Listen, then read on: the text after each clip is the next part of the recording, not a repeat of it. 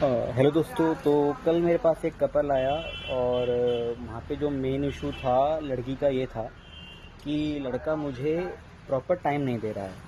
तो मैंने पूछा लड़के से, भाई तुम ऐसा क्या करते हो जो तुम इनको टाइम नहीं दे पा रहे हो और ये कंप्लेंट करनी तुम्हारी। तो लड़के का कहना था कि सर मैं सुबह 7 बजे निकलता हूँ घर से, 9 बजे ऑफिस पहुँचता हूँ, 7 बजे वापस ऑफिस से निकलता हूँ, 9 बजे तक घर पहुँच जाता हूँ।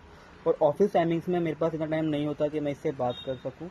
बट बेसिकली ये कंप्लेंट इसकी है फिर भी नहीं जा रही है। तो मैंने पूछा उस लड़की से, मैंने कहा जब अगला बंदा या फिर जो आपका पार्टनर है वो आपके लिए या अपने लिए आपके दोनों के अपने दोनों फ्यूचर के लिए जब जॉब कर रहा है या बिजनेस है, आप लोग अपने हिसाब से लगा लीजिए, जॉब में है, बिजनेस में है, काम कर रहा है, तो he is building for he is building for both of you.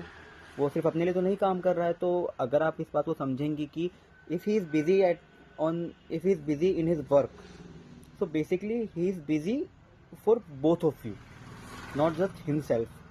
तो मेरी आप सबसे एक यही गुजारिश है कि आप जितने भी कपल्स हैं, आप लोग अपने पार्टनर के बिजी शेड्यूल को समझें कि अगर वो बिजी है तो कहाँ बिजी है, काम में बिजी है। हाँ, इसका आप ये लोग ये मतलब ना निकालें कि आप बिजी रह सकते हैं, अपने पार्टनर से दूर रहें।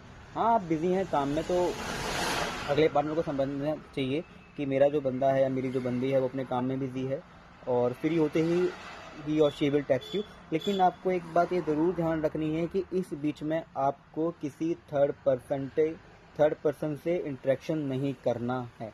That will give a headache to both of you and things not will be easily after that. तो आप अपने पार्टनर के लिए लॉयल रहिए, उनकी चीज़ों को, उनकी ज़रूरतों को, टाइम टेबल को समझिए एंड खुश रहिए। Thank you.